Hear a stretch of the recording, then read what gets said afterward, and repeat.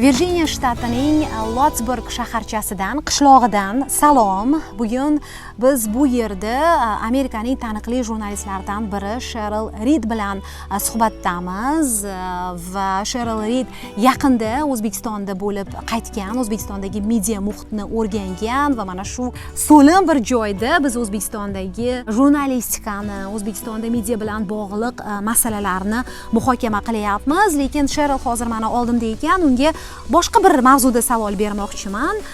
Ya'ni Amerikaning mana shu qismida o'rmonlar orasidagi kichik qishloqlarda O'zbekiston haqida, Markaziy Osiyo haqida o'zi qanchalik bilishadi? To what extent people in this part of America know or care about Uzbekistan or Central Asia in general? Well, I think a lot of the people who live here are from DC. They're expats from DC. They've worked for the federal government. Many of them are ex-State Department, ex-military. Retirees. So they have some knowledge. What extent, that's not very deep. But, I was at a party on Sunday night, and when people learned that I had just come back from Uzbekistan, they were asking me all kinds of questions. What was it like? I was telling them about what the journalism was like, because that was my focus. And they're very curious. They're interested, especially when you say, it's right next to Afghanistan. And it's right next to Kazakhstan, and so many people from Russia have come there because of the sanctions. So when you put it in the context that Americans can see how the war and other things that are going on in the news now relate to Uzbekistan, they're very interested. Cheryl aytayaptiki, bu yerda asosan pensiyaga chiqqanlar, nafaqaga chiqqan professionallar yashashadi. Ko'plari Washington taraflaridan ko'chib kelgan va ular davlatda ishlagan, davlat departamentida, boshqa organlarda va ular ozmi ko'pmi O'zbekiston va Markaziy Osiyo haqida biladi. Ular albatta bu mamlakatlar bo'yicha mutaxassis bo'lmasligi mumkin, lekin qiziqishadi va ayniqsa Afg'onistonga yaqinligi uchun ham bilishadi va qiziqishadi va albatta media muhit bilan ham shu jumladan va Sheril ham endi o'z ko'rgan kechirganlariga asoslanib bu yerdagi o'sha yig'inlarda qayerga bormasin, O'zbekistonda jurnalistika bilan bog'liq vaziyat qandayligini bu yerda hikoya qilib berayotganini aytyapti. Biz turgan joy hozir Chesapik Bay hududi hisoblanadi. Chesapik Bay bu Chesapik bo'g'ozi Atlantika okeaniga olib chiqadigan va mana siz ko'rayotgan suvlar hozir Potomak daryosidan, Washingtondan ham o'tadigan Potomak daryosidan oqib kelmoqda. O'sha daryoning bir qismi desak bo'ladi va bu yer xususiy mulk, suvning atrofida hovlilar, yerlar va Sherilga o'xshagan odamlar bu yerda yashaydi. Biz hozir mana sanab chiqdim, bir 6 xonadon mana shu yer va bu yerda deyarli hammaning lodkasi bor. Usiz qayiqsiz hayotni tasavvur qilish qiyin, chunki siz suvga yaqinsiz va bu yerda ijodkorlar yashaydi. Uydan turib ishlashadi. Masalan, Sheril kitob yozadi. Turmush o'rtog'i ham mana shu sohadan chiqqan, qaysidir darajada jahongashta, ya'ni dunyo ko'rgan va hozirda hayotini mana shunday so'lim joylarda kechirishni ma'qul ko'radigan amerikaliklar. Endi Virjiniya shtatining narigi tarafi, ya'ni mana shu biz turgan joy ham qishloq xo'jaligiga, o'rmonchilikka asoslangan va bu yerda fermerlar jamoasi juda ham katta va ular bilan gaplashganimizda yillar davomida bilamizki, ular Markaziy Osiyo u yoqda tursin, hatto u yerdagi mamlakatlar haqida, hatto Afg'oniston haqida ham juda oz ma'lumotga ega. Biz hozir Sheril bilan gaplashayotgan edik, amerikaliklar qanchalik o'z qobig'ida yashashi haqida va nafaqat oddiy amerikaliklar, balki Amerika ommaviy axborot vositalari ham u qadar global emasligi haqida. Cheryl, we were earlier discussing about how sheltered to a great extent the American media are.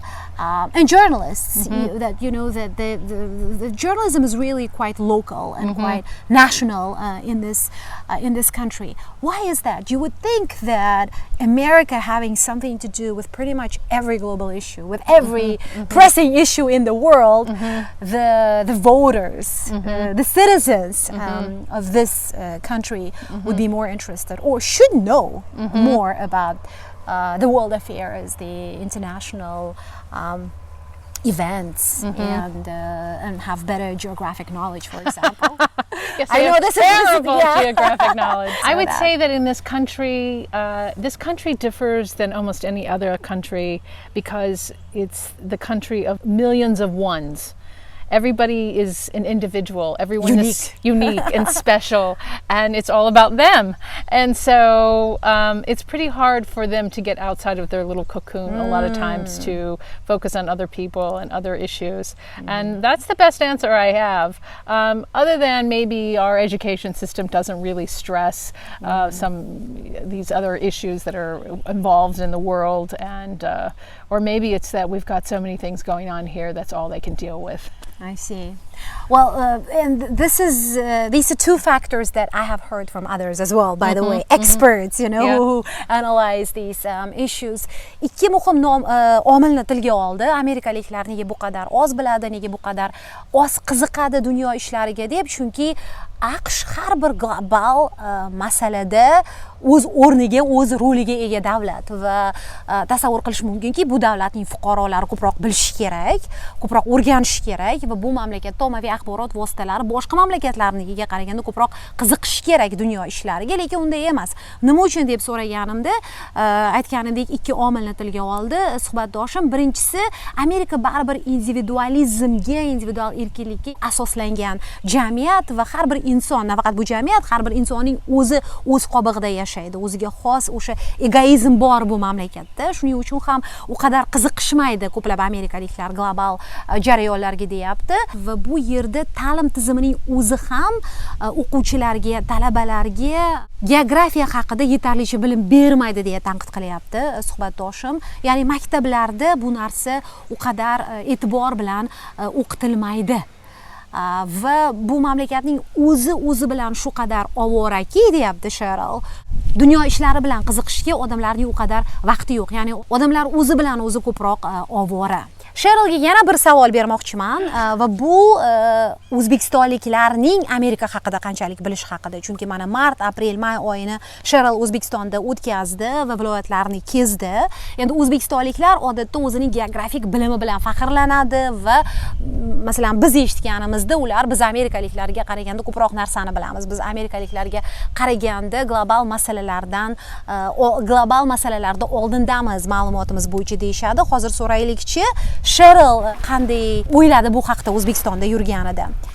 In general, many Uzbeks believe that they know more about the United States than Americans know, about Uzbekistan. Were you impressed by their knowledge of America, the real America? I don't think they understand the real America. I think they are still two things are a factor.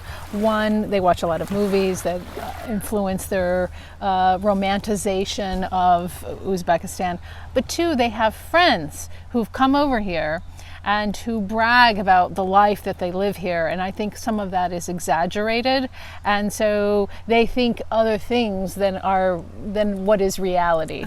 So yeah, I had to explain a lot of things like truck driving is a terrible job, and I don't care how much money it's a dangerous job. It's a dangerous job. I don't care how much money they're going to give you. It's not enough. Right. And things like that, those conversations, and just how much Americans work, how few holidays there are, that the country is huge and that people are scattered and you don't have the same sense of family as you do in Uzbekistan. So those are things I'm not sure they wanted to hear, but those are things I kept trying to impress upon them.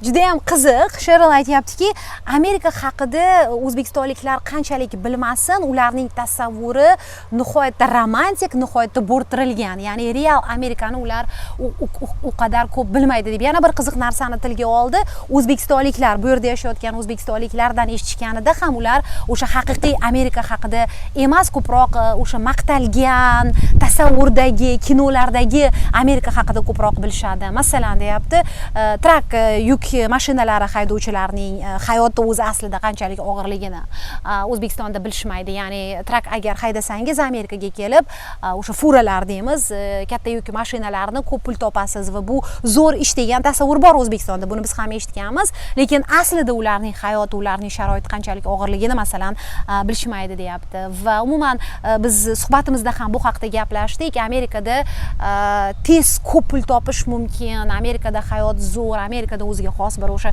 tushlardagi kabi, bizning orzularimizdagi kabi hayotni yashashimiz mumkin deb o'ylashadi, lekin Sherilning aytishicha, masalan, xarajatlarni ham bu yerda hisobga olish kerak. Hayot bu yerda qimmat, sog'liqni saqlash bu yerda qimmat, bilim olish, oliy ma'lumotli bo'lish masalan katta pul talab qiladi. Ya'ni Amerika hayotining ham o'ziga yarasha qiyinchiliklari bor va o'zbekistonliklar tasavvuridagi Amerika real Amerikadan ancha farqli degan javob oldik suhbatdoshimizdan. Xullas, suhbatimizni ko'rasiz degan umiddamiz. Sheril bilan biz uzoq muhokama qildik O'zbekistondagi jurnalistikani, O'zbekistondagi jurnalistlar va ularning kunlik o'sha hayoti, faoliyati bilan bog'liq masalalarni, hukumat va media orasidagi munosabatlarni, Amerika bu borada qanchalik yordam bera oladi, ya'ni media taraqqiyotda. Intervyumiz tez orada kanallarimizda bo'ladi. Albatta ko'ring, Virjiniyaning Lotsburg qishlog'idan siz bilan xayrlashamiz. Men Navbahor Imamova va suhbatdoshim Cheryl Reed. Sog' bo'ling.